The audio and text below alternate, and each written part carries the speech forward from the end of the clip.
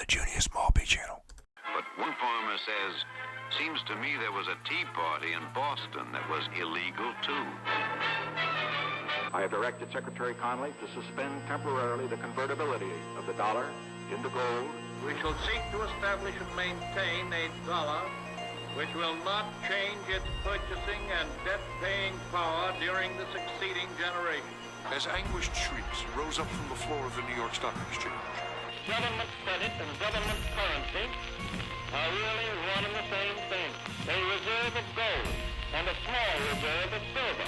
So, and I said, well, what if it does happen? And he says, well, price will solve everything. I said, thanks, give me the gold. You know? Why do central banks hold it? Well, it's a form of reserves. So why don't they hold diamonds? Well, it's tradition, long-term tradition. Well, some people still think it's money. Welcome back to the Junius Maltby Channel. You're live on the extemporaneous ramblings of a madman, broadcasting live and unscripted here on the Junius Maltby Channel with Mrs. Maltby and a collection of small animals. Good to see all of you in the chat. I could see that some of you had already come in here early. I set this up earlier before dinner, and then we made some pasta and came back. It looks like there was a whole stack of you ready to go.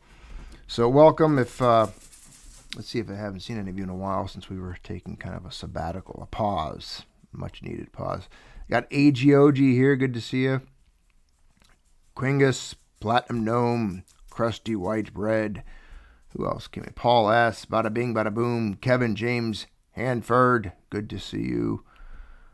Who else is in here? I've got Mental Medalist. You're always around. I'll give you a shout out. I see your name. How you doing, my friend? Good to see you. DB, channel member. Long-time channel member. Good to see you. Trevor Ham. Am I missing anyone, Mrs. Maltby? Have I missed saying hello, Mrs. Maltby? I got James Richter. He's already sent out 5 Junius Maltby gift subscriptions.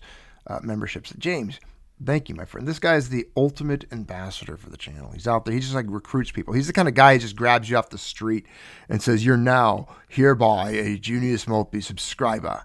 Go forth and watch. I love it, James. Sergeant at Arms that you are. I got Physics Hypernova. Good to see you, good friend. Lou Sassel. Shuffle Silver. Whistling Freedom. Welcome to the channel. Duck Smarts. You guys just got your membership. Alphonse Steltner. So you guys thank James Richter for that. And of course, Rickwa. This guy's been around the channel. Even though you're not a member, I don't judge you, my friend. It's okay. You are in my book. You've been around this channel from literally day one, I think. That's one of the old, I don't know how I remember it. I think it's because it's such a unique name. Good to see you. And E.W. Fisher, 89, ancient friend of the channel, goes way back to the days of old. Jeff E., good to see you as well, wielding the wrench. Clatra01, good to see you. Kevin James Hanford, and again, James Richter. Big shout out and thank you. David Crummery, Tempest 12, I got you guys. Good to see you. Crusty all right, White Bread. Crusty White Bread, I got him earlier. I'm glad to have you guys back. I'm glad all of you guys. That name. Oh, I said bada bing, bada boom. Hey, bada bing, bada boom. I said it earlier, but I should say it like that when I say it. Hey, bada bing, bada boom. Brains is all over the place. Hey, does your mother sew? Boom! Have a sew that. That's, what's his name? The janitor from Joe Dirt. Christopher Walken. It's one of the best lines ever. You've seen it, right? He plays like this mafia guy who's hiding out in like some country bumpkin town. But he like acts out these little skits from back in the day when he was in the mob, when he's by himself in the mop in this hallway. And I wish I could do Christopher Walken's voice. I don't know if I've ever even tried to master that. It's such a hard one. He's like, one of his lines is, he's like, you're talking to me all wrong. See, it's the wrong tone. You talk to me like that again, I'm going to stab you in the face with a soldering iron. What was that? Does your mother sew? Boom! Have a sew that. He's the best. I mean, he's such an amazing character actor. Absolutely love pretty much any scene that he's in. I don't think there's ever been a Christopher Walken scene that I didn't like. He's amazing. He's a phenomenal, captivating guy. We got some things we'll get to throughout the course of the evening. Hopefully, we'll see. The title of today's video, of course, the economic reset, will not be televised. Other things will be, however. There will be all kinds of distractions and psyops while it's taking place. You won't even know. They might even release some kind of files to throw you off at that point. Maybe that's the exact moment in which certain files might drop out of the data sphere. Certain files that may or may not have never even existed. Files that may have come from a dimension that is not of our own. Files that may or may not exist because they were once on a desk, but now they're coming, but now they're gone. Those kinds of files, if you know what I mean. So maybe they'll drop that. That'll hit the news, and everyone will be like, whoa, what's happening? And no one will be looking at the bank account or the price of bread at the grocery store. I don't know. Or the price of gold for that matter. Price of silver for that matter. The price of any certain number of even potentially cryptos for that. I mean, who knows what's going to happen when they do this big reset and have to remonetize everything and shift the debt, revalue gold, digitize assets, flow them onto blockchains. There's all kinds of theories, special drawing rights, baskets of goods and services or currencies, right? So baskets of currencies and assets. All kinds of things are taking place right now in those spheres, both the metal side. We're seeing rumblings, discussions. We'll get to some of those headlines. You're seeing it even discussed if you pay attention and have your finger on the pulse of the digital side of things in this world, and the bridging of the between the two. Discussions of all kinds of new valuations for things and how values are going to flow and transfer into currencies and nations and for trade. And it's incredible. So it's probably going to happen. It's probably going to be some kind of a reset. Prices are probably going to change. It wouldn't be the first time. I mean, there was once a moment. Do you guys remember? None of you are old enough to remember this. I pretty much believe that that's true. Unless your birth year was before, if anyone in the chat is born before 33, go ahead and just throw it down. I don't know if I have any viewers that are that aged. How old would that make you, Mrs. Maltby? Crunch numbers. What? 1933.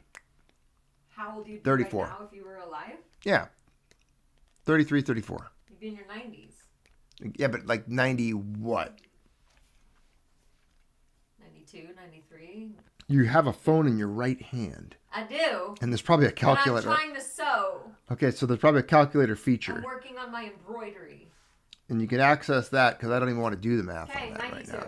92. Look at that. Everyone's just throwing it down. We got a bunch of autistic math geniuses. They just see numbers. I've got a bunch of Goodwill Huntings in the chat.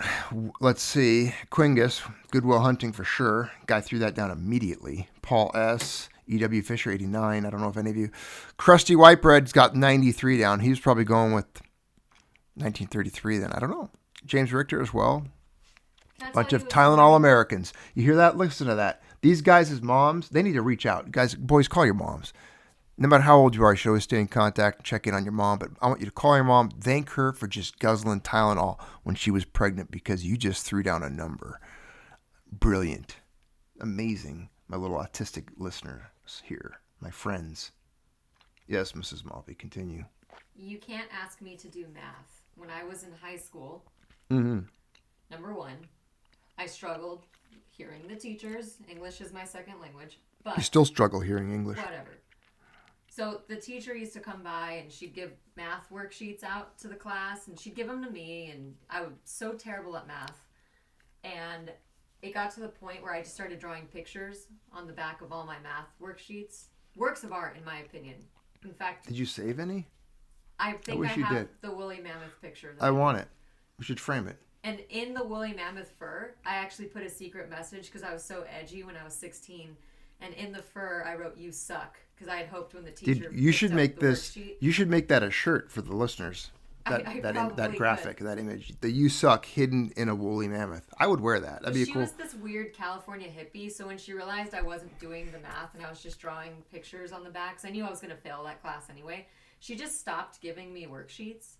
So then I went to my counselor's office and said I was not receiving the worksheets, and the counselor actually bumped me up to a C because my argument was I was not given the opportunity to learn if I'm not given the worksheets. And so I was kind of a little deviant. You're still a little deviant, Mrs. Maltby. You still got to keep you controlled on a leash. I could discipline you. Beautiful, but unruly woman at times. As you can tell, you guys have heard it. You've heard it. Yes, I'm safe. I'm okay. I'm safe in my home. That's me. Check this chart. I want to look at this chart real quick. Talk about an economic reset real quick. I was thinking of this the other day. Just different numbers. Speaking of autism, I haven't asked my mom. Can you? We need to ask my mom if she ever took Tylenol when she was pregnant. Have we gotten that? I don't. That's a question I need answered. This is really funny, actually. How? Yes. So I said the word deviant, but I should have said devious. So Frank Pliskin in the chat. What did he say? Threw down the correct word. What did he say? He proved my point that the word should have been devious, not deviant. Devious? Yes. Not deviant. Yes. Yeah, because deviant's more of like a yes. An immoral person. I warned everybody. That would be somebody who's deviant would be someone like in Congress. The Congress people are deviant, right? Yeah, they're the deviant. They're deviants. They're demonic. Degenerates. But look at the price recently. Some of the price moves with gold, and it's exceeding. I mean, I was talking to a friend the other day about this. The price of gold had moved. It started moving in the actual like ounce value of silver. For example, it was like a $50 move, and silver's $50 an ounce. It moved like $50 one morning. And then, as you guys saw, and I posted earlier, we saw some moves where gold had moved like $100. We were now doing triple-digit moves, $100 increments. I think it was at one point at a high of like 160 or 170 on the day. You know, we're talking about almost $200 day moves. But I was saying how it's moving in the increments of 2, 3, 4 ounces of silver's value per ounce of gold every day. Silver is also moving quite well, and we're seeing that. I mean, we've seen some $3, $4 days, if I'm not mistaken. You know, we're over $50, I think. I don't even know what it is today currently. I'd have to look over at this gold price chart here. Where are we at? We're looking at 52.50 currently at gold price. With gold at 43.61. But I was looking at the old Morgan dollar. That's why I have this chart pulled up. The one that I carry around, you guys have seen it. It's in my wallet. And I've always carried that little 1878 first year Morgan. It's just kind of a slick. It's beat up, but it's always just kind of a reminder. It's there. Every once in a while I take it out, stim on it, twirl it, drop it on a counter, listen to that ring. And I'll use it in economics conversations. And I remember when I got that Morgan, if I'm not mistaken, its metal value at the time was in the $10 range, if that. So that just tells you it was about $10 worth of silver. But it was still a representation of sound money to me. It was a representation of what the dollar used to be, the long lineage and the history of the dollar, as I've talked about on this channel, the history of the word. We're not going to get into that. But hey, Actual Surfer, thanks for the shout out, the super chat, my friend. Thank you for all your support. E.W. Fisher as well. He goes, I'll admit it, I used a calculator for the math also, but please let Mrs. Maltby know that the little abandoned kitten is doing well. Oh, good. Oh, good. I love kittens. So I checked in earlier, and what I was going to look up just at Coinflation. Like, what is a Morgan's metal content today, right now? What would they be at? And as you can see, it's up from its face value. It's up 4,069%. Makes sense because its face value is $1. But we've got about $40 worth of silver because I think they're, if I'm not mistaken, they're 0.73, 0.77 ASW. That's actual silver weight. Let's just open it up. We'll check. It should have it in there. I think it's 0.73, 0.77. It's got a thing in grams, 26.73 total weight in grams, but it's 0.0321 gram ounce conversion factor. I don't like the gram thing. I want to know how many troy ounces of pure silver's in it. The decimal. I thought it was. Anyway, I thought if you look it up, someone can do it on like an AI thing or something. With the there it is, Dustin Miller again, Quingus 0.7734. Again with my further proof.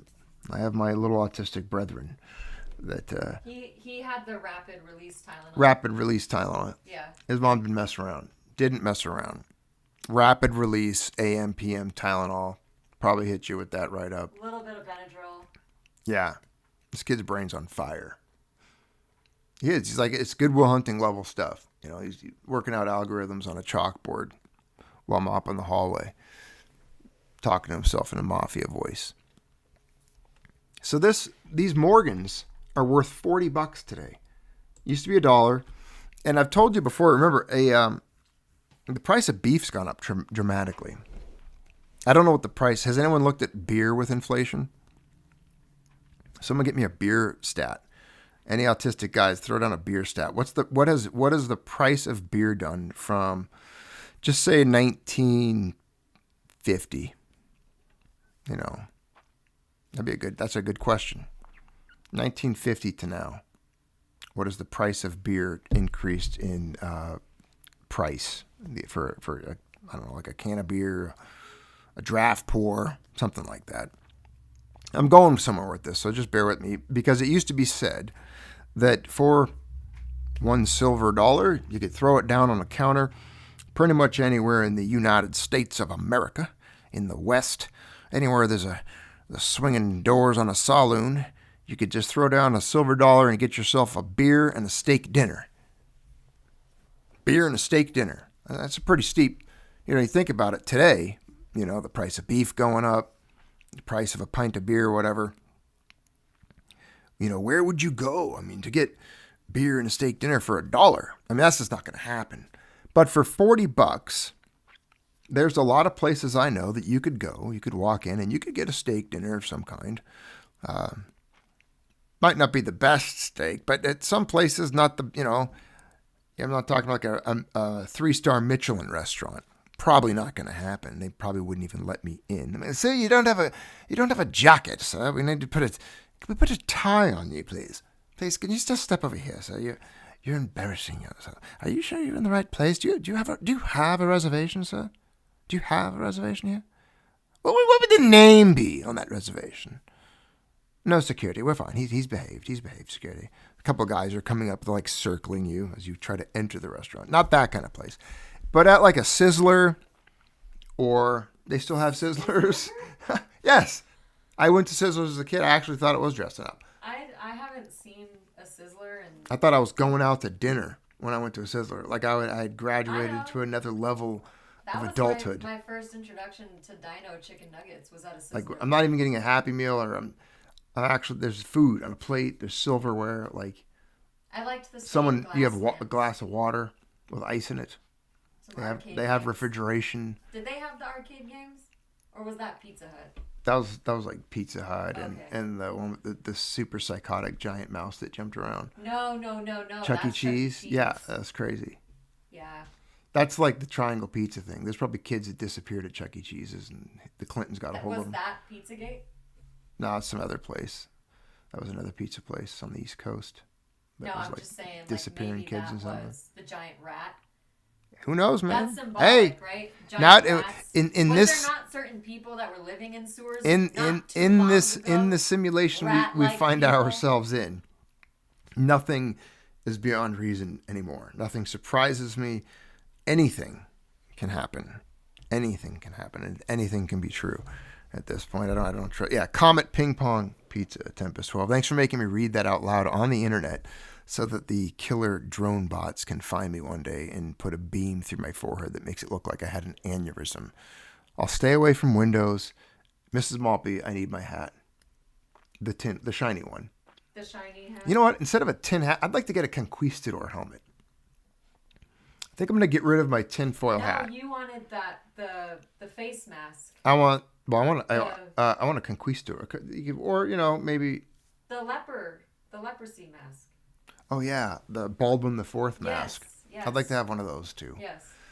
Would it look Why odd? didn't you wear one of those during Would it COVID? look odd if you had the Baldwin the Fourth mask and a conquistador helmet simultaneously? I mean, how offensive historically Yeah, could you I'm be? not I think it's pretty rad. I think think about it. I'm kind of annoyed you I didn't like it buy one of those because during... you would offend people as a land grabber who showed up and said the human sacrifices stop now. Plus, you would be this like crusader guy who was taking Jerusalem for Christendom. I mean, it's kind of a cool combo, and there's a lot of people that would be offended by it. It's a great combo. I think I'm going to go with that if I ever seize power. Just take to the podium with a Baldwin the Fourth mask, metal mask, and a conquistador helmet. You were talking earlier about what would happen if you seized power. The aesthetics and on that what are you would- just and what you would are televise. staggering. It was a good dinner conversation. Do you remember we were talking about earlier if you took power and what you would televise? Oh, what was it? It was the we were talking about how there's no consequence anymore. Oh, we were talking about That's why yeah. there's so Sometimes many- I have often wrestled with with my passion and love for Rome.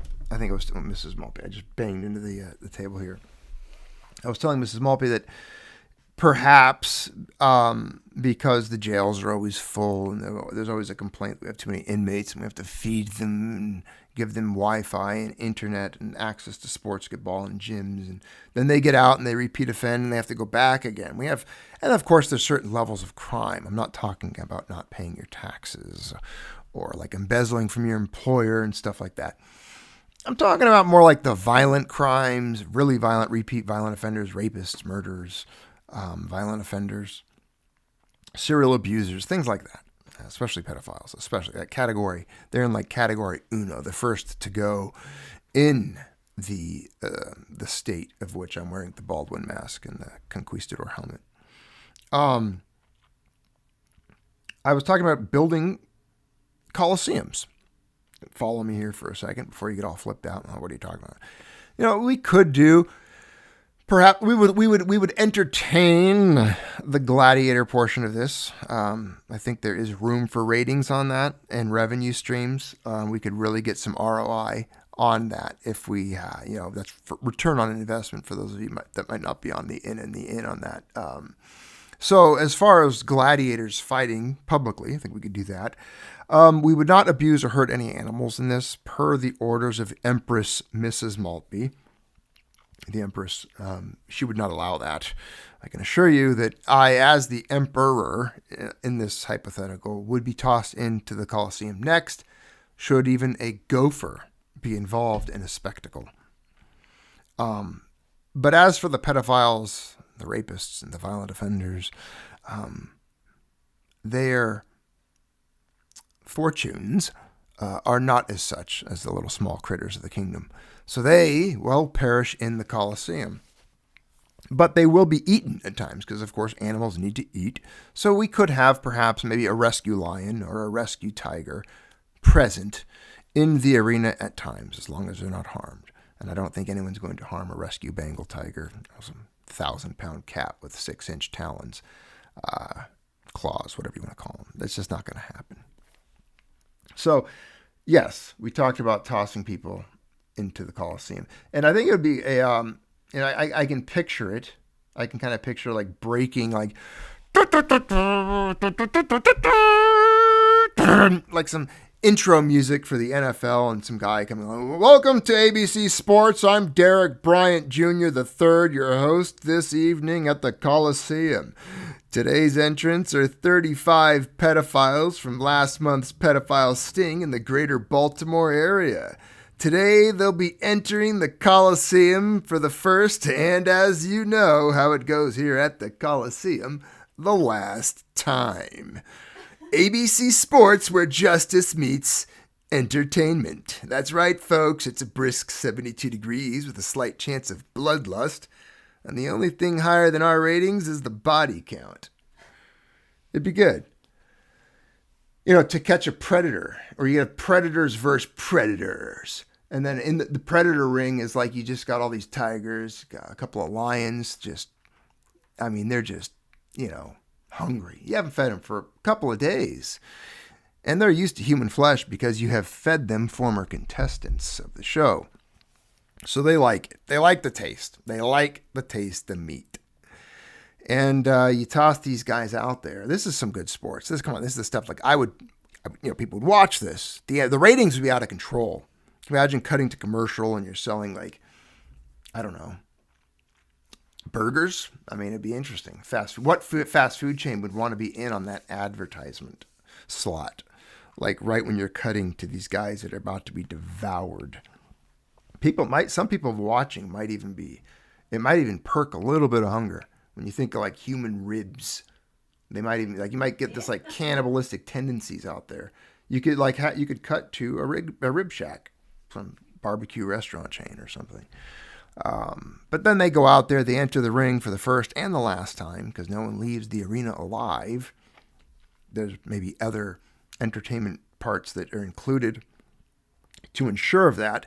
But, and then, tigers do their thing and the lions and the leopards. They could even do maybe some educational spots. Like you could do a fundraising for like the tiger rescues or something. I don't know. But that way we're kind of addressing that side of things with the public and keeping them happy. But the whole point of it was to Mrs. Maltby that we should have coliseums and just, instead of clothing and feeding and taking care of these career predators, these violent offenders, these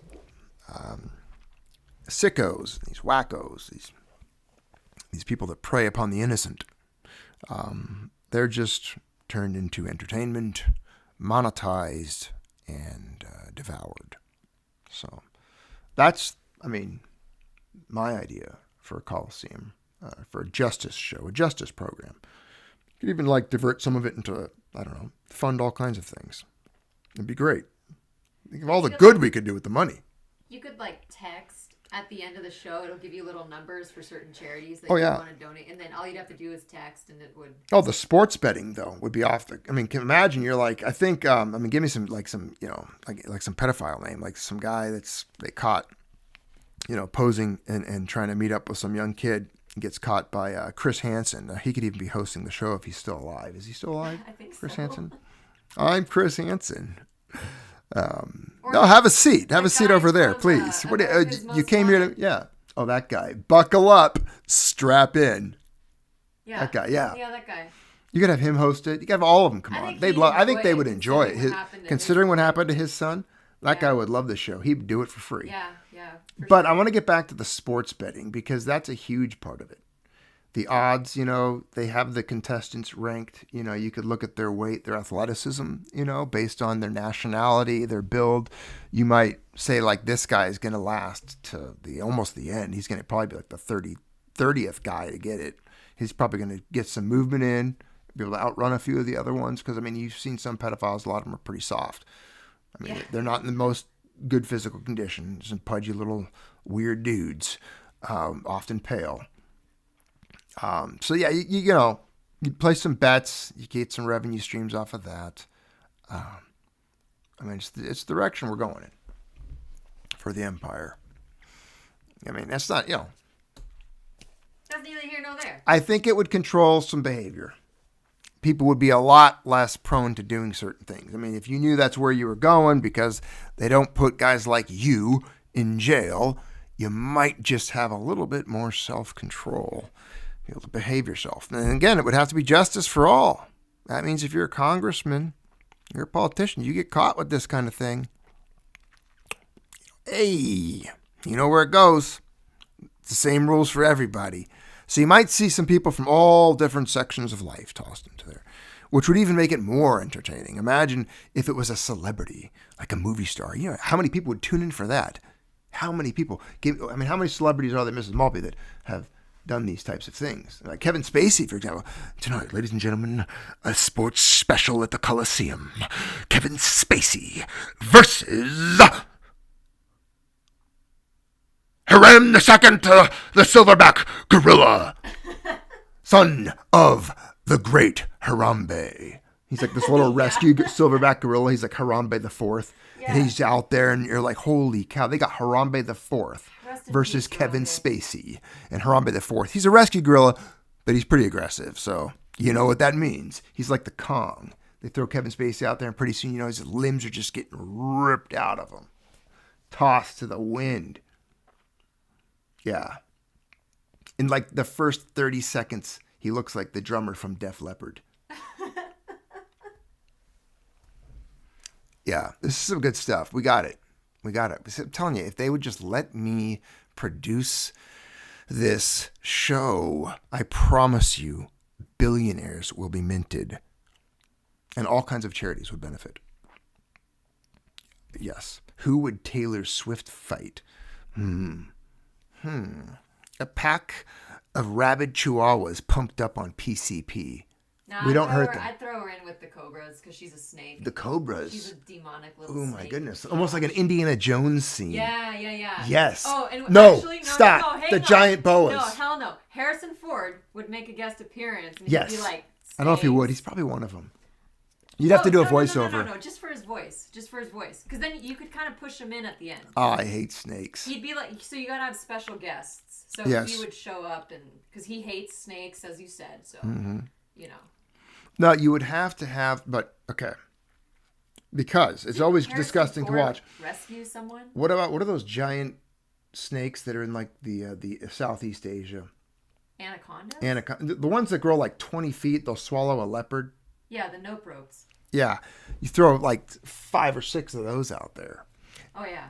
And well, you'd have to baste Taylor in some type of she'd be all right. Juicy, They're going to get her. smelly chicken juice. Whoever it is, the criminal, the hypothetical criminal or pedophile or offender, the violent offender, whoever it might be, point is, there would be shows tailored to it. And again, people are going to tailored to it. People are going to tune in. People would watch it. You know how they are. Oh, we've got Python in the chat. Is that what did we say anaconda? Python, anaconda. I honestly, I'm not a good snakeologist. Honestly, I don't want to encounter either. I'm not a good snakeologist. I'm just not. I'm not either. I never studied snakeology. It's probably, I know that's not a real word, but I liked it, so I used it. It's probably like a reptilologist. Are they reptile? Oh, that AUA GXRP Celebrity Deathmatch was a fantastic show. It actually was. It was. One of the best ones was Rage Against the Machine versus the Machine. Yeah. It was actually phenomenal. Very nostalgic. I remember. And then what was the one? It was Britney Spears versus Christina Aguilera. Yes. And they're like tearing each other apart. And it was claymation. Yeah. That was class. It's what sets us apart from other It's almost classical art. I'm going to go with that. As far as if you compare it to the stuff that's being made today. Gen Z wouldn't get it. Yeah. Celebrity Deathmatch. We were blessed. Yeah. Celebrity Deathmatch was good. It was good. That was a good... Man, can you even view those anywhere, like old ones? Oh, I'm sure they're on YouTube. Where are you getting at in this video? I was trying to get... Are we... Well, you were actually in here doing your crafting. Yeah. I had a whole, like, as you know, extemporaneous and unscripted as it goes. There is no order to the dialogue here on the Junius Maltby Channel. So you had come in, you had kind of not distracted me, but in a good way. Kind of like, like when you pass by and you're beautiful and you have a little wisp of hair and I catch a glimpse of it and I look over because you're staggering me. That. You came in, you distracted me in a good way. And so I I was talking about my silver dollar. Yeah. I was looking at initially how the economic reset will not be televised. They'll probably televise the Coliseum. That's probably it. Right. Something of that nature. A new sport will be invented, or who knows what. They'll distract the masses, but the economic reset will not be televised, unfortunately, because it would be good. And the reason for that, I was getting to all the metals prices, the movements of metals, the story on the silver dollar, but they haven't even begun to discuss metal prices. I mean, have you even looked around on the news at all? Have you seen a report? I mean, if you ask them, your average, the guy that asks you, "Hey, did you catch the game last night?" You know the one. Your uncle, the guy at the water cooler at work. Any Daryls you might know. No offense if your name is Daryl, but I mean, we all know some of them. Uncle Daryl is Uncle Daryl. He's some boomer. He has a Corvette and a goatee, yeah. and he wears like a a Hawaii shirt every once in a while, thinks he's super cool, drives with his top down. You see him at Costco and he's wearing cargo shorts and some He listens to Jimmy white New Balance tennis shoes with white socks on. Yeah, thinks Jimmy Buffett's the best musician ever. Yeah. He knows lyrics to Jimmy Buffett songs. And he's also, tequila, what's that one? Tequila, whatever. I want to, and Pina Colada, all the ones he goes to Hawaii. He's been on like 6 cruises. He's going on a cruise. Yeah, when you get caught in the rain. He went on a cruise last year to the Bahamas. He drives his Corvette with his buddy Rick. The worst evangelical church in your town. Yeah, sends all Daryl. he sends like 10% of his money to Israel. Has an Israeli flag on his front porch. Margaritaville, listens to Margaritaville. Has an old Fender, hasn't played it in years, but he used to be part of a little band. Portfolio is worth like $6.7 million. Bought his house for like $185 and a bag of potato chips. And thinks that you're not working hard enough. That's why you don't have it. You didn't do it right. You didn't do it like he did. If you had just worked and invested a little bit better, you'd be where he is. You'd be worth at least $8-9 million already. Sorry, he's got to go to a golf game. We'll check back on Uncle Daryl later on, but he hasn't seen it on Fox News probably, so it's not true. Your liberal uncle, he probably has more of a feminine name. I mean, maybe he's a Lauren or a Val or something like that. I don't know. No offense, guys. I've known a few cool Laurens in my day, but I don't know who does that to their kid. But he's probably like, not paying attention because MSNBC's not talking about it. They're just showing repeat clips of AOC screaming about kings. And so they're just not picking it up. So it's not being not even the gold price at historic highs every day. Like, breaking news, gold is at a 52-week high again. Good morning, it's Groundhog Day, and again, and gold is at an all-time high again. Every day. Gold at an all-time high once again. Gold shattering records. I mean, if Tesla was at all-time high, broke a record.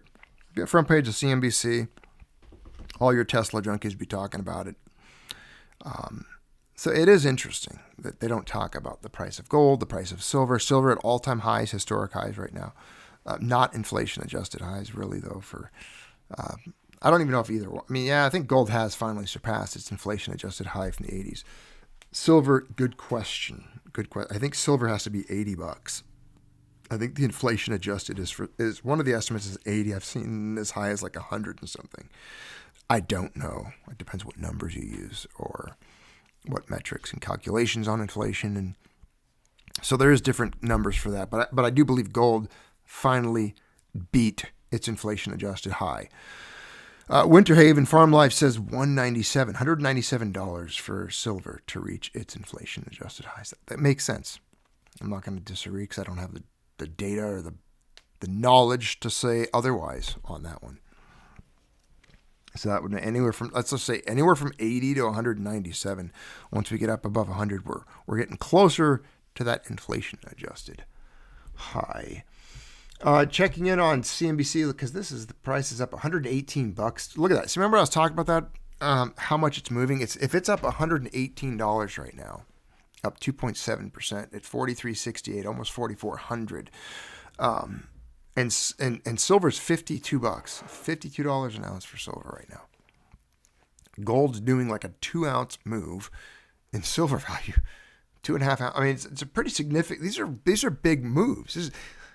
These aren't small numbers for when you're looking at an ounce of gold. And if you were to watch like silver ounces kind of ooze out of it or just growing on top of it, imagine that ounce of gold sitting there and it's just growing it like there's just silver coins falling out of it.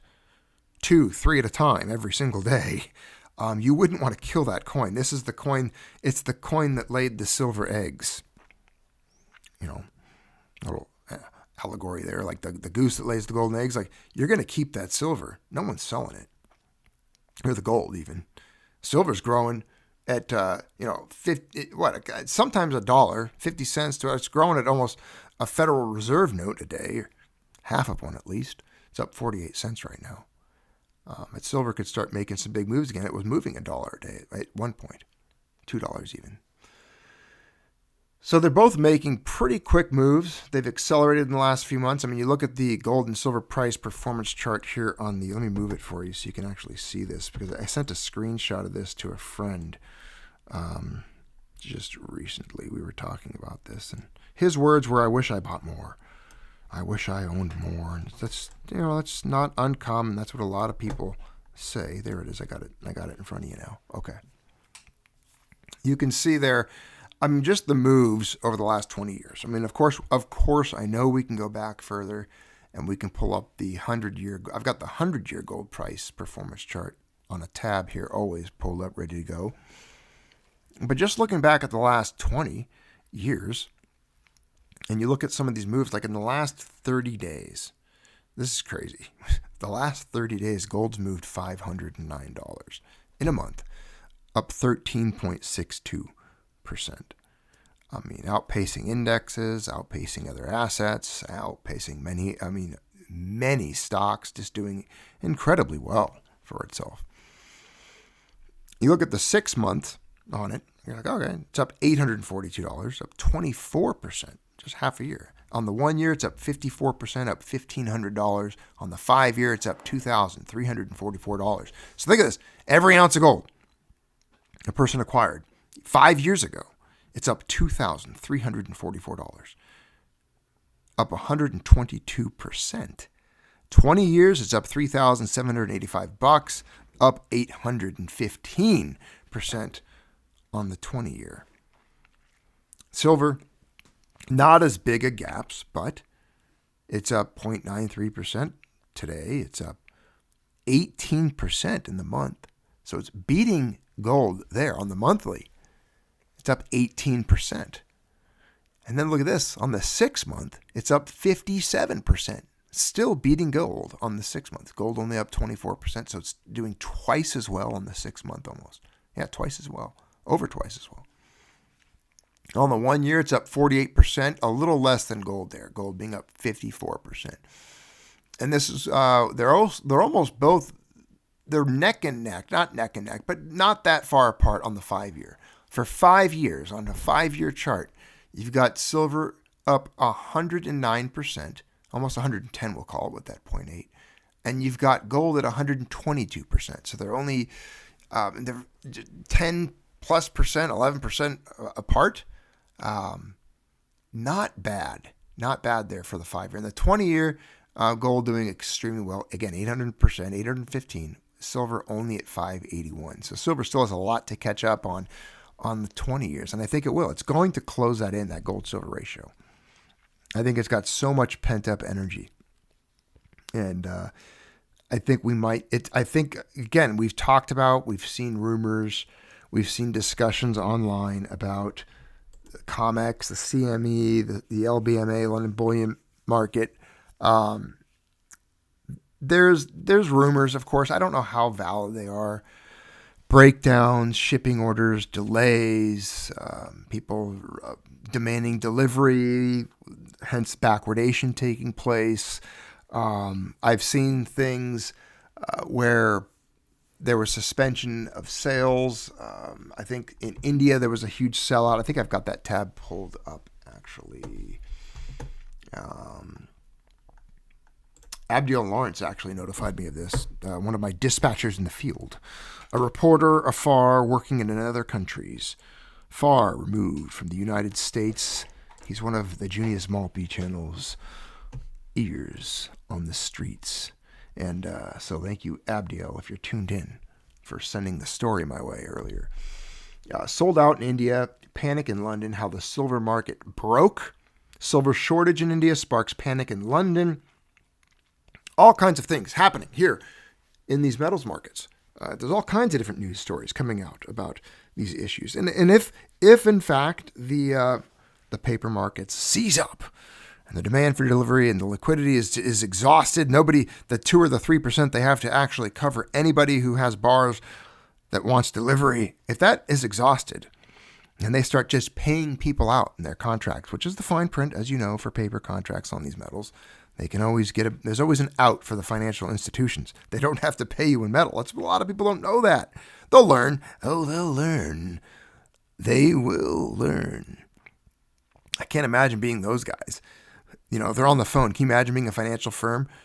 And you're like, Derek, quick, get him on the line. Tell him we want delivery. It's busy, man. I can't get through. Try him again. And they're just like freaking out, snorting coke off the table in their Wall Street high-rise, just freaking out, watching the screens on CNBC on loop.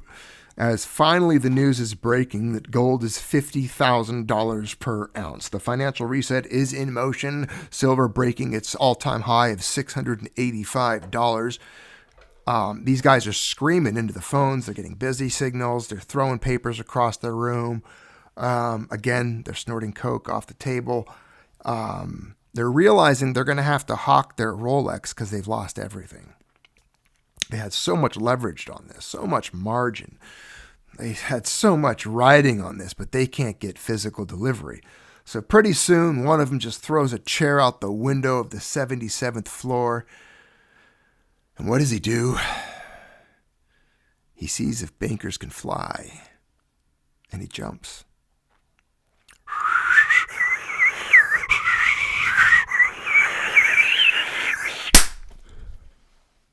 And that's it. He's on the concrete. He's a decoration now. And the cops get called. They got to come down there and check it out. They got to look at this. They got to tape off the scene. D-Dub, thank you for the super chat. Thanks for your support as always, being part of the channel. The point of that is not everyone's going to get their medals. The guys that have the paper contracts, they're going to get paid out. It's going to get exhausted. And if that market is freezing up, seizing up, and there's an issue, and it becomes known and it really goes systemic, goes viral, it explodes across the Twitter sphere or X, whatever people are calling it these days. When that information gets out there, and it will go quickly, as you know how the internet works today. I mean, before the bullet strikes an intended target, it's in the news already. So it's kind of crazy how that can work. And so when it's executed, when the reset occurs, whatever the dollar might be, because they've done it before, remember 1933, 92 years ago, that's the point of that question earlier. When gold was only $20.67 an ounce, they demanded everyone turn it in. They took it. They seized the public gold. And what did FDR do next? What did he do? What did he do? What was it? What was it that he did? What did he do? What did FDR do? Come on. He took the people's gold, and then what did he do next? What did he say about gold? What did he value it at next? $35 an ounce. 35. Revalued it, reset the economy, reset how many dollars it would take to acquire said ounce of gold that he just took from you. He just took it. Like they just grabbed it, they just took it from you, and they revalued it to $35 an ounce. So they could easily revalue gold. They could easily, the debt's out of control. They know they're not going to be able to pay it. That's a certainty. That's that's like gravity. If you drop something, it's going to fall, right? Unless you're on a set and you're filming something, like in like a space scene. If you drop something, it should float there for a bit. It wouldn't drop or anything like that. So that's kind of the rule of gravity. One of the other rules that are immutable, I believe, is that the United States debt will never be serviced. Not with the way things presently are in mathematics and economics and GDP. Everyone knows that. It's kind of an accepted thing now. There's nobody out there you're going to find that thinks that it can be serviced. And that it's gotten to a point where, with the interest being paid upon it, it's going to destroy all that we know and consume all wealth in it. It's this black hole. It's just this sucking sound of energy, and it will suck away everyone's standard of living, everyone's wealth, other countries. It will devastate the global landscape, the economy as we know it everywhere.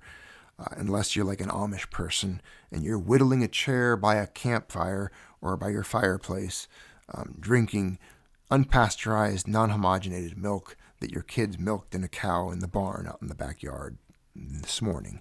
So those guys are probably going to do okay. But if you live in an apartment in New York City, or Belgium, or anywhere, Chicago, Rome, Italy, London, there's certain parts of the world that are going to be dramatically affected by such a massive economic upheaval that could be shortly around the corner. I don't know. And with that will be different values placed upon different assets, gold and silver. They're already, you can see it, you can't deny it. They're talking about it in the digital space on blockchain and even monetizing and using gold and silver in that arena, or in that space, that system, if you will. Tying baskets of these things together, special drawing rights, replacing different corridors in which revenues are sent, and the way companies, corporations, and governments transact, and banks and financial institutions, and the world economy as a whole, as it communicates, all of that changing globally, being altered and implemented. So it would only make sense to me that at this time, at the precipice of such an economic reset, at the precipice of such an evolutionary leap and a change in the way values and languages of value are communicated, the way they flow, from everything from just human labor to the price of every goods we know, a bushel of wheat, basket of tomatoes, pork bellies, a steer being brought to market in the fall. All of these things, again, being sent and traded internationally. Commodities, gold, silver, copper. You've seen the price of copper lately, right? Look at this, actually. Look at this. Look at this. Look at Junius, what are you doing? What is this? What are you showing them now? Oh, we're going to go look at the price of the penny. There it is. 3.169 cents, ladies and gentlemen. 300% of its face value. 316.8%. Remember years ago, 0.98%. Almost 317%. Do you guys remember years ago when we were talking about hoarding pre-82 pennies? Remember that? We talked about it. Saving, and I urged you to save every single penny that came into your possession. Save them. The copper is valuable. Just keep it. It's Gresham's law of economics. Remember that? The bad money drives out good. The good money gets hoarded out of existence because of its intrinsic value exceeding its face value. And the bad money will push it out. People will continue to use or circulate the bad money, the money that has no intrinsic value, and they will hoard out of existence that which has intrinsic value. Thus, there's no pre-64 silver floating around in cash drawers or coming in your change anymore. You just don't see it. I see 65 quarters all the time. What happened to all the 64 quarters? Scratching my head. What happened? Where are they? Where did the 64 quarters go? Has anybody here seen my old friend's 64 quarter? Can you tell me where he's gone? He's gone. I hate that song, by the way. Abraham, Martin, and John. Who is that, Mrs. Maltby? Who is that? You're a musical genius. Who sings that? I don't know. It's horrible. Someone in the It's a horrible. It's like a liberal. It's like that's the one that I think every Democrat candidate probably plays that at their. I've never been to a Democratic candidate's convention, but I'm sure that song is played there. Who was that? Someone says Dion. Dion, is that a guy? Dion, is that an artist? It doesn't. Dion or Dion. That's it. I'm going to the phone. I'm going to find it. We're going to find it because it is. It's a liberals like theme song. Abraham, Martin, and John. It is a Dion original. I don't even know who the artist is. Oh, there's going to be an ad. We're going to let the ad go, and then I'm going to play this. We're going to listen to it. We're going to tune into it. Oh, how do you make us suffer? This is it. I got to get to the part. People, yeah, it's definitely a I guess it's a Democrat theme song. Genre, you know why I didn't know much about this? It's that genre of music that I do not tolerate. The Bob Dylans and all those guys. Yeah. I can't do it. I can't do it. Bob Dylan. Oh, back to the boomer there's discussion. There's tension headaches. There's migraine headaches. Boomers cry Bob when Dylan a lot of boomers headaches. cry when this song probably comes on. When it's on the radio, they probably stop. They pull over. They're incapacitated. It's like a silent. It's like a moment of remembrance, kind of like good old boys drinking whiskey and rye when the levee runs dry. That whole American Pie. That's another one. Those songs, you play American Pie and that Abraham Martin and John song back to back for a boomer. It's like anesthesia. They're out. They're gone. Disconnected. I mean, they are in another place on another plane. They're not here for the moment. I mean, they're back then.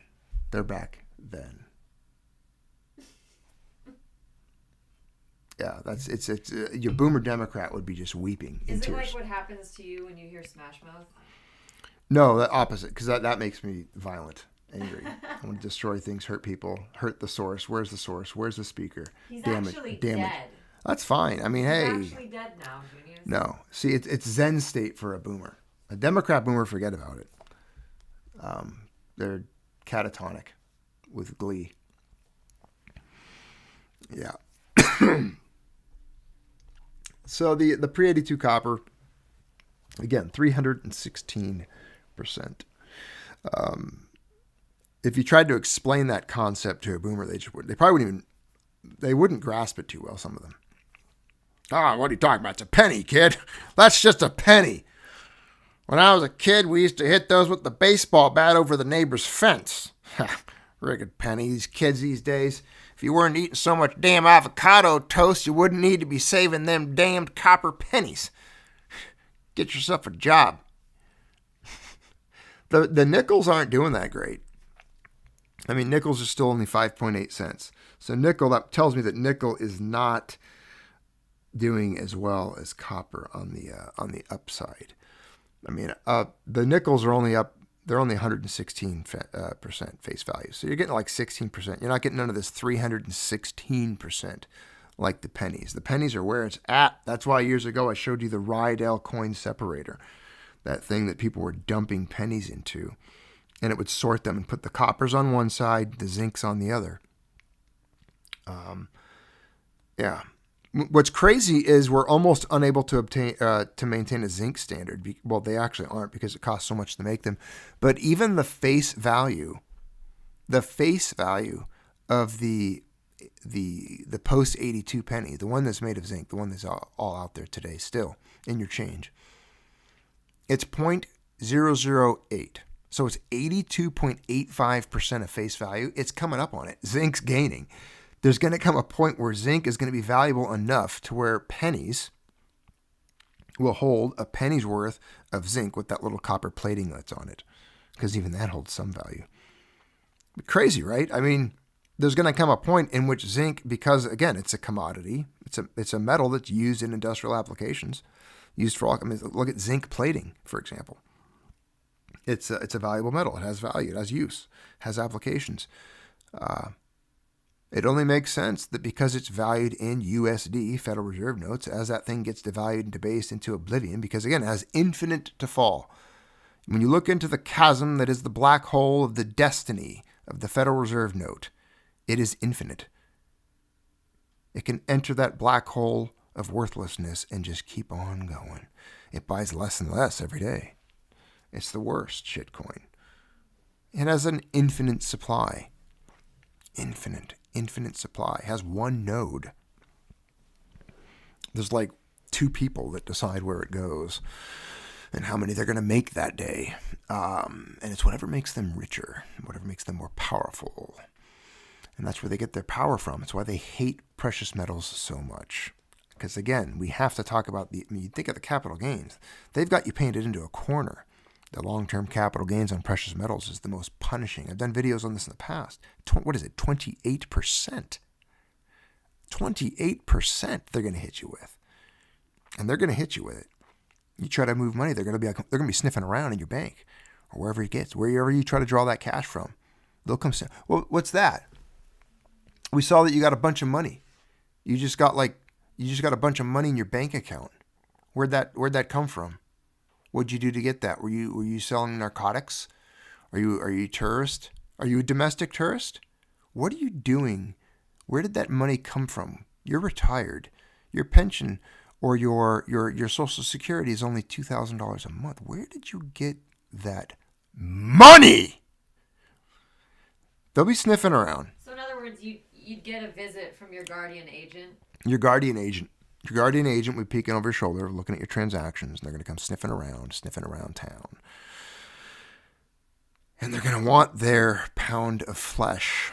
They're going to want it. They're going to want their pound of flesh. I will get my pound of flesh. You will get me my pound of flesh from that person. That person bought gold, and they made money off of it. They made money off of the gold, and that means they made money off of me because I was controlling the credit. I lowered the interest rates and did the quantitative easing. I put the money into circulation. I want them to give me my pound of flesh. It's like a little merchant, like a merchant of Venice or something. Like you owe the guy. It's like you owe this guy because he pulled some levers at the Federal Reserve and made some decisions, had some policies. And those policies negatively impacted your economic status, your standard of living. And so what did you do as a result, as a response to these manipulations of the free market? Well, you hoarded metals. You hoarded metals out of circulation. You bought silver and gold in exchange for your Federal Reserve notes, which they issue. And you benefited from it. You saw what they were doing, and you made opposing chess moves that perhaps they didn't fully anticipate, or they didn't anticipate everyone would do, but you did. But you did. You're not afraid, you say? You're not afraid of them? You will be. You will be. Now, everyone's afraid of the agent. No one wants to get that knock or that audit. No one wants to get that knock or that audit. Because remember, under Biden, they began arming and training the IRS. Remember that? You guys didn't forget that, did you now? Come on. Did you forget? Did you memory hold that one? Did that get memory hold? Who memory hold that one? Remember all the retarded the training videos coming out? Oh yeah, it was like if they dispersed weapons to a special ed's weight camp. Like if they had a weight camp for the special. And nothing against them, I love them. They're some of the beautiful people in the world. In the world. In the whole world. Probably some of the most beautiful souls. As a matter of fact, they're the happy ones. We're talking fat liberal bitch with nose rings. Yeah, some purple-haired nose ring. Can you imagine giving these overweight liberal females and, anyone, the people that sign up to be armed IRS agents, imagine giving them weapons and putting them through weapons training. I wouldn't want to be anywhere near, I would have to be behind 5 inches of bulletproof glass, especially when you introduce live rounds. But yeah, it was pretty hilarious. There were some, they're probably still up somewhere on the YouTube, these videos of these armed IRS agents trying to train, and they're tripping and falling all over one another. And it's just a circus. It's entertainment. It's entertainment. But that was under Biden, right? Yeah, he put that into effect. I brought this up. Was it Biden, though? Was it, though? Was it, yeah. though? I was talking earlier and looking some things up about, these predictions we're seeing in the news. There is these discussions, back to that thing I talked about earlier, the reset, the revaluation. Circling back real quick to that because I did have it pulled up in a tab. Here's a Google search for it. I was checking in on the discussions that are being rumored about of revaluations. You know, we've heard of it in the past. We've mentioned it. I think I even shared videos in the past and quotations from different analysts and experts out there on the subject, where numbers like $50,000 and $80,000 are discussed. Some people have even said $100,000, depending on, again, what you look at, how many dollars in circulation, really, the debt, all this stuff, all these different numbers they crunch. Again, these are the guys with like a higher, their moms took way more Tylenol than yours did. Quingus, way more. Like your mom took the rapid release, their mom probably OD'd. These are probably the product of people whose moms OD'd on Tylenol, went into liver failure. And then the kid was like delivered by cesarean as his mom died of a massive Tylenol overdose. That's the level of autism that these guys have that are coming up and crunching numbers to generate $100,000 gold. But I tend to believe they're right, perhaps, that it is indeed possible. So imagine if the Tylenol babies get this right. This move, this economic move. We've got the revaluations of gold and silver being actively discussed in the news and even generating headlines. Where's the news tab? Here we go. I mean, we've got, of course, some of the fringe groups, or the metalheads, we would call them. The metal bulls, the metal hawks. Great repricing market models point to $30,000 gold amid silver supply shock. That was a Kitco article. There's been other ones. Again, I don't have all of the old ones pulled up because, again, these discussions are not new. This is, some people might be thinking, oh, this is brand new because the only reason they're talking like this is because gold moved to 4,000. No, a lot of these guys were actually saying this back when gold was under 700. So they've been right for a long time. All right. That's how some of these guys are. They were so ahead of it. They're just faster than us. Again, but back to the cesarean delivery because the mom OD'd on Tylenol. These guys are brilliant, rocket surgeon level, right? These are like, Elon Musk. Their eyes roll back and they just stare at passing clouds and twitch every once in a while. But they come up with some pretty good numbers. Again, here's the great repricing market model pointing to $30,000 gold amid a silver supply shock. Again, these 30,000, I'm not going to get into all of their calculations. Another one discussed talking about 32,500. They're talking about the geopolitical backdrop, the debt. They put a lot into it.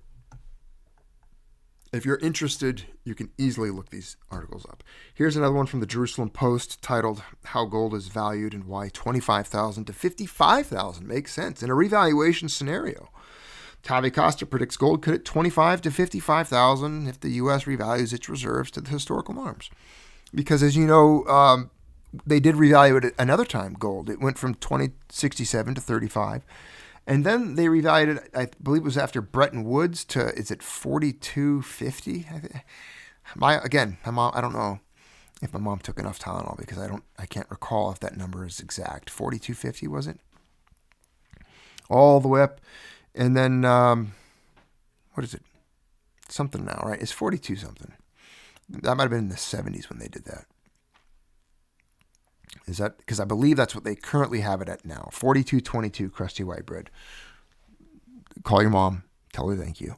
42.22 crusty white bread gets it. So they revalued it again from 35 to 42.22, and that's where it sits.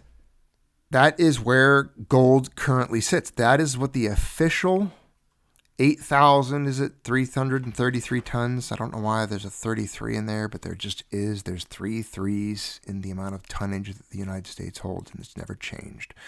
333 tons of gold that they value it at $42.22 an ounce. So one of the theories is, they could revalue it to, let's say, $50,000 an ounce by credo or whatever, by executive fiat, by just stating it into existence like as they have before. I mean, they themselves made it 35. Then they said it was this. Then they said it was that. So they could easily say, if they wanted to, It's not outside of their resume. It's not something they haven't done before. It's not like there isn't precedent for it. They did. 2067 to 35. 35 it is. 35 to 42, 22. 42, 22 it is. That's it. So that's all they have to do. Someone has to speak it. I don't know who that little guy is or what room he operates in or who drafts that into a note and how it's submitted to who and who signs it. If they stamp it with like a signet ring with a wax seal onto a piece of parchment, does smoke come out of a stack of a building somewhere? It's black smoke. We're revaluing gold. I don't know. Maybe it's smoke signals. Either way, you won't know about it because it won't be televised. It'll just show up like in the back page of the Wall Street Journal. Gold is now $100,000 an ounce. And that's it. People will be watching their sports ball. And life will go on, man. Life will just tick on by. And, hey, good luck to you selling a $100,000 coin and moving that money into your bank because, well, the IRS is going to want to know all about it, man. Hey, Yukon, Cornelius, I see you, my friend. Thank you for the super chat. They can revalue to infinity. Keep stacking. They can. There is no number. It can be whatever number they want it to be. But where'd you get that money? Where'd you get that cash? Are you selling dope? That's how they introduced all of those laws, by the way. It was really easy to sell that case to the boomers. They bought that hook, line, and sinker. Yeah, man, they need to have access to all of our stuff. I don't care. They need to be, if you're not doing anything wrong, then what are you worried about? Phil Subtle, thanks for the super chat, good friend. Good to see you. Exactly. If you're not doing anything wrong, you shouldn't have anything to worry about. I don't care if they're looking at my bank. Keeps them damn traffickers out. And don't want them peddling that junk. Tourists. Them guys that remember that when Saddam flew his planes into 9/11. That's because they couldn't see my bank account. If they could see into my bank account, that damn shit would never have happened. That's why I signed it over. They could see whatever they want. Heck, I gave them my passwords and everything. Take my picture, traffic me, follow me. I don't care. That's it. So, people didn't care. And boomers aren't exempt. The Gen Xers did it too. Look at them. Bunch of wusses, man. Latchkey kids. They raise themselves. They're dependent on the schools. And, they grew up on the tube, Sesame Street, Nickelodeon, progressed all through it, MTV, Generation. Celebrities telling them what to think, what to believe, what to do, how to dress, how to speak. So, Gen X, you're guilty of it. We're guilty of it. We did it. We ushered it in. Millennials, probably very similar. They're just kind of apathetic to it all. They're too busy, trying to make a YouTube gaming channel. Twitch, they're out there like playing a video game, screaming into a microphone. And, I don't know what they're doing. But they're probably not thinking about these things as much. They probably don't care. The Zoomers are starting to care. Some of the really young millennials are starting to care. There's hope for some of them. You're seeing it. It's obviously catching hand. The conversations are growing. People are losing faith in the system. They're realizing that the people that took a jab in the arm for a free donut might be retarded. And that there was no reason to be forced to do that. And that it was probably most likely, in all seriousness, extremely detrimental to one's health and longevity. So the seeds of doubt are being sown. People are losing faith in the system. They're losing faith in all the propaganda that's being uttered, what they're being sold, what they're being told. And even though it's not being televised, it's being communicated. People are waking up and they're realizing that not all is well and that things are not as they seem. That something's off. There's a glitch in the matrix glitch in the simulation. And they might have discovered some type of a hack into the mainframe. The mainframe of economics. They're hacking into it. They're exiting the matrix. They're unplugging themselves from the dying fiat empire. And it's quite lovely to see. I hope that I could live long enough to see it and celebrate with all of you other fellow autists and Tylenol babies. Thank you, my friends, for tuning in to the Junius Maltby Channel. Once again, I appreciate your time, spending that time with me here. I'll give you a few moments to catch up. I'll go to the chat, read some of your guys' chats, and then we'll be signing off. So I've got Jiffy Pistol. Jiffy Pistol, thank you for the super chat, my friend. He says, "Hi, Junius. Darren here. Gold won't be worth money, my friend. It will be the money. Blessings, health, and good life to you and Mrs. Maltby. God bless." You are right. Hey. Gold is money. Everything else is just credit. Even J.P. Morgan said that. Speaking of health, Yes. if there's anybody in the chat or listening later who has had occipital nerve blocks, you should drop a comment so that I can reach out to you. Yeah, if you've ever had an occipital nerve block, let Mrs. Maltby know. Let Mrs. Maltby know if you've ever had an occipital nerve block, because it is something she might be looking into for her condition that she's been developing, this atypical occipital neuralgia. Let's see. Did you all see the news today that Glock is discontinuing most of the models by the end of this year, thanks to the California's stupid new law? I wonder which ones, Throckmorton. I wonder which ones. Probably the gens that are not allowed in California. I mean, oh, that's right. California banned them by name. Yeah, they're simping. They're giving in. They're cucking to California. This is what the liberalism. This is the thing. It's a violation. It shouldn't even have made it out of the courts. Honestly, it shouldn't even make it out of the courts. This should not even be allowed to happen. It's a blatant infringement to ban a gun by name and manufacture. Are they anti-Austrian? Now they're made in Atlanta too, though. I mean, is it based on the color? Do they not like it because it's black? Is it because rappers sing about it? What's the reason, Gavin? Gavin, how come you don't like Glocks? Are they not aesthetic? It's just a semi-automatic pistol. There's lots of those. That guy on that podcast gave you one, remember? He gave you a SIG. You have a semi-automatic pistol. What's different? Just because they gave you a SIG, you think you can ban Glocks now? Gavin, what's going on, buddy? Come on, buddy. Let's have a conversation. Do you not like them because they're black? You not like them because rappers sing about them? They scare you? Glock scare you? Is it the name? Is it too Germanic? Is it the name? Is it the name? Should we name it Shaniqua? If we called it a Shaniqua pistol, or would that be better? What if I called it, Shalom? Shalom Greenpeace pistol. The Shalom Greenpeace 9mm, 48, Model 10. It's the Shalom Greenpeace. That's what we'll call it. And then we could even, change its aesthetics a little bit, make it less blocky, if that's what it is. I like what Throckmorton said. A Glockniqua. A Glockniqua. Yeah. Yeah. I don't care what they call it. I like the name Glock, personally. I think everyone should go out and buy 3 right now.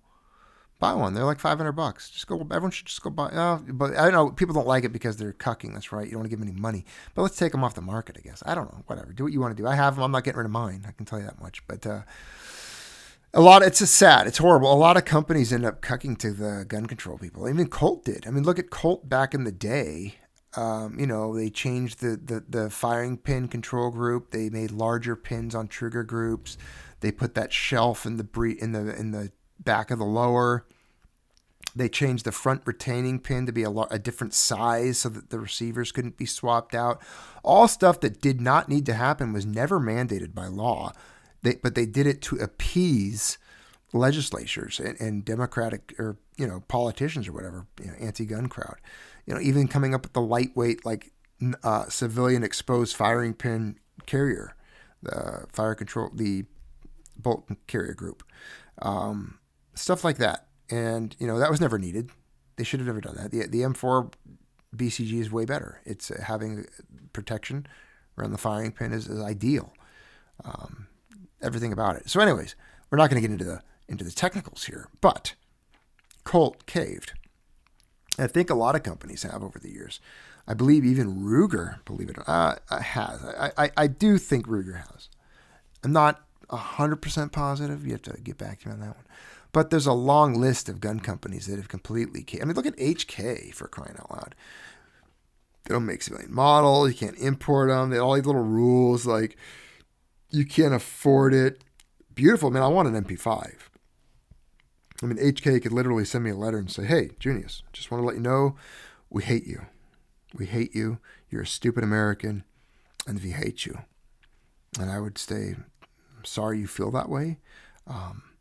I love your delayed roller bolt design, and I would like an MP5, please. There you go. I want one. I do. Do I have one? No. Do I want one? Yes. MP5 SD? Yes, please, for the win. That, a gas mask, just in case I have to go free some hostages, British SAS style. Maybe a little black knit cap. Yeah. So anyways, point is, Glock's not the first. A lot of companies have caved in, but yeah. Jeff E. says Bill Ruger's a boomer with boomer ideas. Very accurately put. Accurately put, Jeff. Very, very true. All right. Closing out, my friends, thanks for tuning in, for being part of tonight's broadcast. I appreciate it. And as always, to my channel members, thank you for being members, having the coin after your name, supporting this channel even when I'm not here, not available. You still have access to the archives, all the old videos that exist that are behind that wall for members only. And to my Patreon supporters, the very few of you that there are, thank you for that support, for being there at the location where we will regroup if I'm ever banned again or get my 3 strikes, you're out. And when that happens, just meet me over on Patreon. If you're not there yet, you can sign up at that time. Just know that that's kind of like the backup plan. If I ever get nuked on YouTube, we're going to Rally Point Patreon. We got to get there, and you got to get there quick. Get to the chopper, get on board, and fly over to Patreon. So when finally they destroy me and eliminate me for the final time, we have a point to relocate and engage communications. So thank you, my friends. Have a good rest of your night, and be well.